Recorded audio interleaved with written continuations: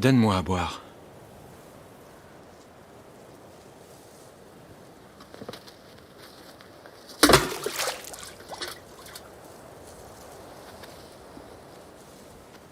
Comment toi, qui es juif, tu me demandes à boire à moi qui suis une femme samaritaine? Les Juifs n'ont pas de relation avec les Samaritains. Si tu connaissais le don de Dieu, et qui te dit « Donne-moi à boire », tu lui aurais toi-même demandé à boire et il t'aurait donné de l'eau vive.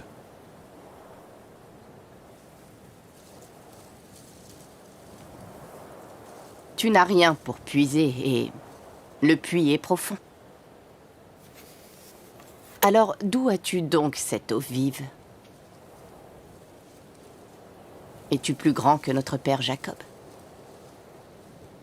qui nous a donné ce puits et qui en a bu lui-même, ainsi que ses enfants et ses troupeaux? Quiconque boit de cette eau aura encore soif. Mais celui qui boira de l'eau que je lui donnerai n'aura jamais soif.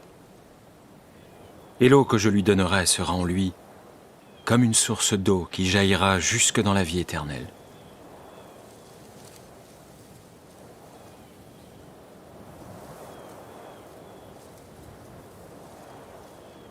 Donne-moi de cette eau, que je n'ai plus soif et que je ne vienne plus puiser. Va, appelle ton mari et reviens. Je n'ai pas de mari. Tu as bien dit, je n'ai pas de mari. Car tu as eu 5 maris. Et celui que tu as maintenant n'est pas ton mari. Tu as dit la vérité. Je perçois que tu es prophète. Nos pères ont adoré sur cette montagne.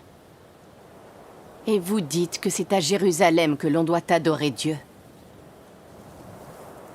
Femme, crois-moi, l'heure vient où ce ne sera ni sur cette montagne, ni à Jérusalem que vous adorerez le Père.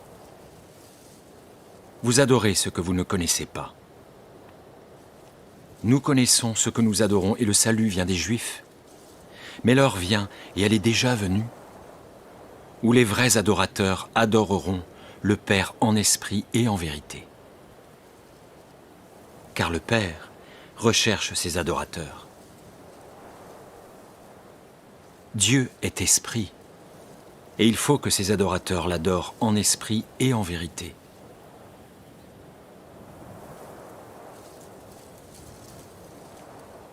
Je sais que le Messie doit venir. On l'appelle le Christ.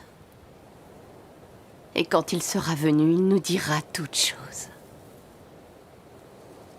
Moi qui te parle, je le suis.